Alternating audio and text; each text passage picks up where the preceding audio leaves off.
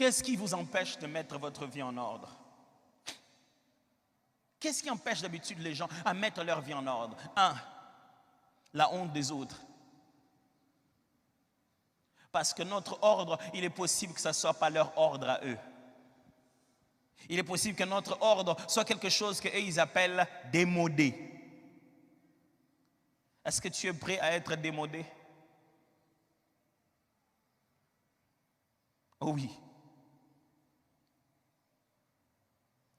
Moi, j'étais tout petit avant ma conversion. Je vais confesser ça à ma femme aujourd'hui, elle va le savoir. Très petit, c'est moi qui avais les goûts. J'étais un vrai fashioniste.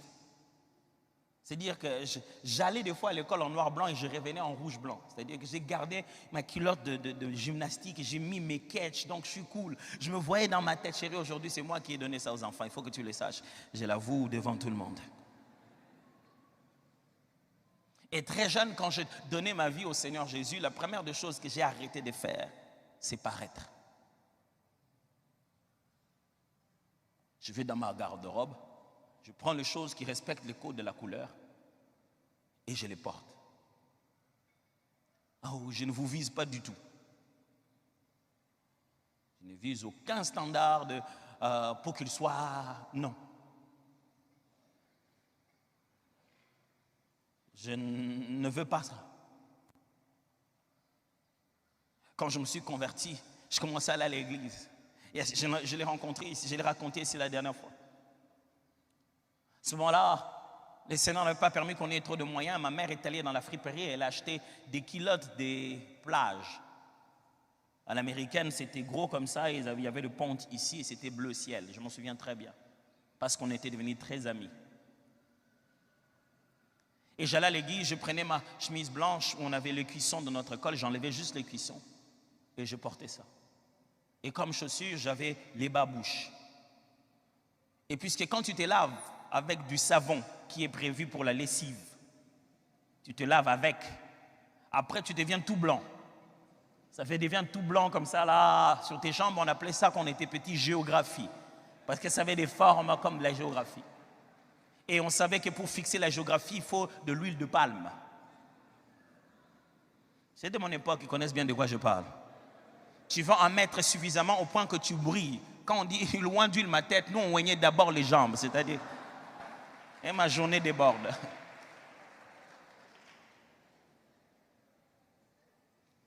J'étais devant, avec mes babouches, oui, comme ça.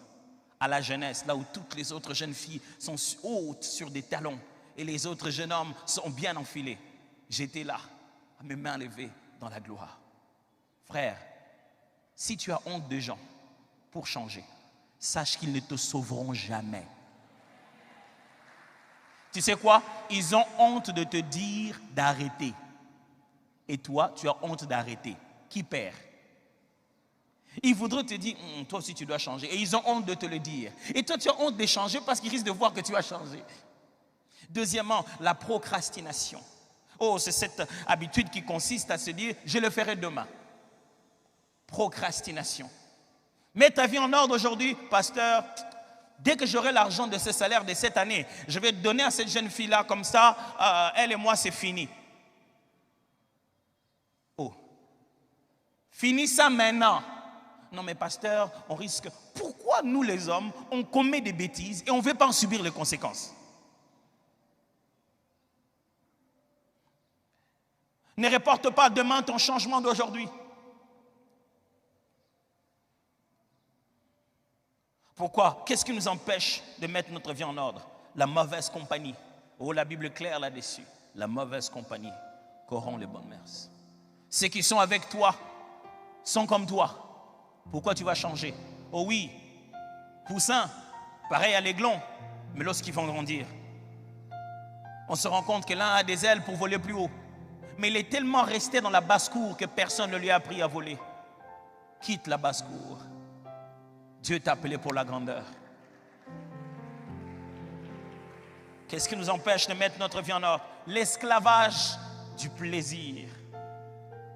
On aimerait bien l'arrêter, mais on aimerait que ça nous fasse le même bien.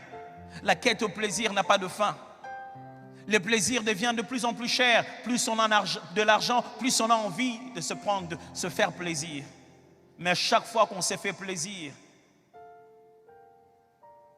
cela n'amène pas toujours le bonheur. Et enfin, le conformisme. Le conformisme. On veut tellement se conformer. Et la Bible est claire, ne vous conformez pas au siècle présent.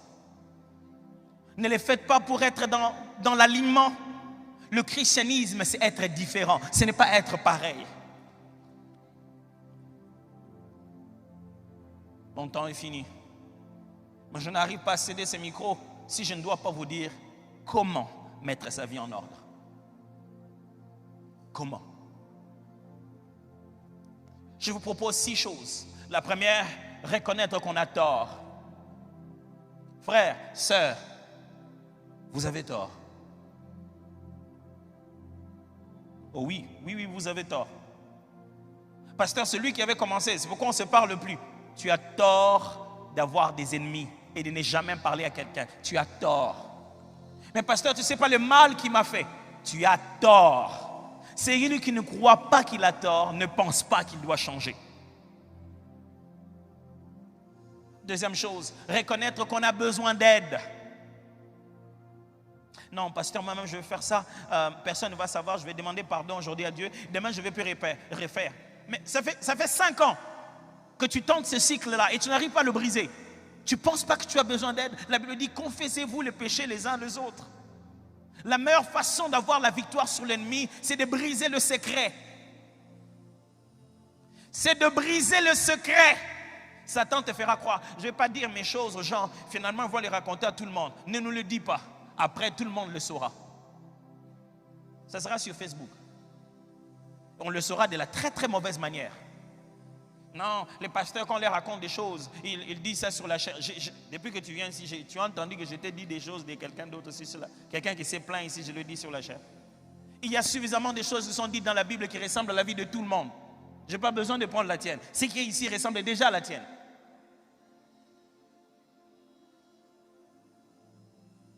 Est-ce que tu peux reconnaître que tu as besoin d'aide? Ne va pas dire à ta femme, non, dans notre foyer, pour plusieurs fois dans ma vie, j'ai pleuré de voir des couples venir en retard. Ils ont déjà tout bousillé déjà. On dit, mais pourquoi vous n'étiez pas venu à la première année? On ne voulait pas que les gens sachent, on voulait gérer nos choses nous-mêmes. Et le résultat? Vous ne pourrez pas mettre votre couple en ordre sans demander de l'aide. On va là-bas, il ne faut pas tout dire aux parents, on va juste leur dire. Vous venez même chez le pasteur. Oh, nous, pauvres pasteurs. Même les médecins, on lui dit tout. Nous, au pasteur, on nous cache des choses. Dieu doit nous montrer. Vraiment, si tu veux que Dieu me montre, ne viens pas au bureau. Moi, je reste à la montagne, je cherche. Et comme ça, je vais venir te dire directement. Mais si tu es venu par toi-même, ne jouons pas à cache-cache. Au médecin, on est obligé de lui dire. Le médecin te dit, tu penses que d'où ça te vient ça? Pourquoi tu as toutes ces apparitions? Je ne sais pas, le matin j'ai vu ça seulement comme ça. Il dit, mais ça, tu sais que ça peut paraître à cause d'une vie sexuelle active. Quelle est ta vie sexuelle? Ah, médecin, vraiment, j'ai des copines à gauche et à droite. Hein. Mais moi, tu dis, pasteur, je suis combattu. Le matin, je me suis réveillé comme ça. J'ai commencé à voir, donne-moi de l'huile.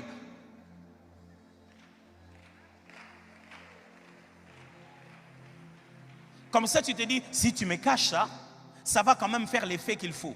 Si je te mets de l'huile sur le péché va gonfler. Je l'aurai loin. Tu as besoin d'aide. Un homme fort se reconnaître qu'il a besoin d'aide. John C. Maxwell, un des auteurs chrétiens connus en leadership, dit, le premier signe du leadership, c'est la vulnérabilité. Être capable de dire, ça je n'arrive pas à faire. Il faut que quelqu'un d'autre m'aide à le faire. Tu n'es pas un homme parce que tu ne dis rien à personne.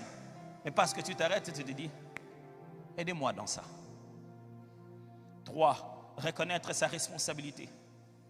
Pourquoi tu veux que ça change dans ton couple et personne n'a raison, personne n'a tort? Tu n'es responsable de rien. Pasteur, dis-lui, ça ne marche pas dans cette maison, dis-lui. Il vient tout le temps en retard. Il s'est seulement réveillé un bon matin, il s'est dit, à partir d'aujourd'hui, je viens tout le temps en retard pour que ma femme en parle au pasteur. Même des victimes sont responsables d'une certaine manière. Quelle est ta part de responsabilité? Non, pasteur, ce n'est pas moi, c'est Satan. Oh non, non, non, non. 4. Changer ce qui est à notre portée. Quand je vous demande de changer, je ne vous demande pas de changer le monde entier. Je ne vous demande pas de vous réveiller un matin, tadadada, tout a disparu. Vous n'allez pas faire disparaître les sites pornographiques. Commencez par faire disparaître les vidéos qu'il y a dans votre téléphone. Commencez par changer ce qui est à votre portée. N'essayez pas de changer 20 jours avant. Mais je veux juste me relever. Bon, je vais faire ça la dernière fois et à partir d'aujourd'hui. Et si c'était aujourd'hui le jour, il ne faut jamais le faire. Commencez à changer d'abord ce qui est à votre portée. Non, la vie de prière, le pasteur a parlé vraiment cette année, il faut que je commence à prier. Je vais faire 30 jours. Ne fais pas 30 jours. Commence d'abord par prier le matin avant de partir. Te précipite ça. Te précipite pas. Commence par ce qui est à ta portée d'abord. C'est tout ce que Dieu te demande. Il ne te demande pas d'aller bouleverser le monde. Il te demande de prendre l'argent que tu as, de donner aux pauvres. Jésus dit, tu veux devenir parfait, commence avec ce que tu as. Commence par changer ce que tu tiens dans ta main. Commence avec ton téléphone. Commence par changer de numéro, tu ne mourras pas. Oh non, il y avait tous mes numéros ici et tous mes numéros ici. Mais quand il m'appelle ici, est-ce que tu ne peux pas changer de numéro une fois dans ta vie?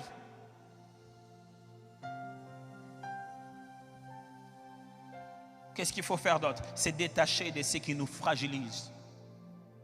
Tu ne peux pas vouloir changer en restant à un mauvais endroit. Tu ne peux pas vouloir changer en ayant toujours les mauvaises personnes avec toi. Il y a des amitiés qui doivent s'arrêter brusquement. N'ayez pas peur d'être radical quand vous voulez un changement. Chaque fois que vous voulez fournir un effort d'équilibre, au moment où vous voulez changer, vous allez retomber dans votre bêtise. Mais je ne peux pas quand même lui dire non, comme ça, brutalement. Il faut quand même que je prépare ça. Depuis que tu prépares ça, tu as dit?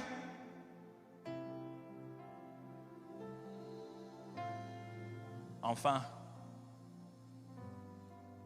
être redevable à quelqu'un.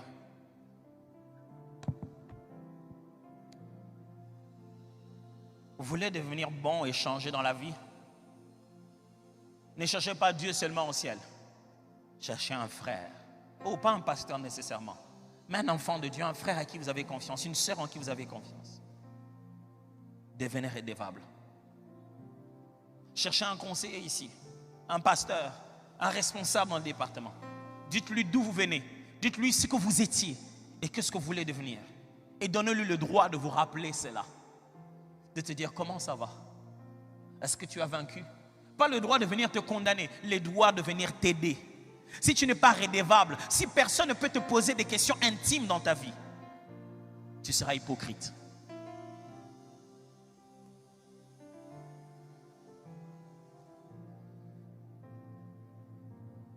Si tu veux changer, tu dois le faire à la manière de la Bible. La Bible dit, vous devez être redevables les uns aux autres. Est-ce que j'ai été clair ce matin? Je ne sais pas. Est-ce que j'ai dit tout ce qu'il fallait dire? Est-ce que j'ai vraiment mis dans nos cœurs l'urgence de comprendre que cette année ne dépend pas des jours, mais dépend de nous? Est-ce que j'ai été suffisamment clair pour nous rappeler que ce n'est pas question de la gloire de Dieu qui va descendre seulement, mais c'est la décision de nos cœurs qui doit tout changer?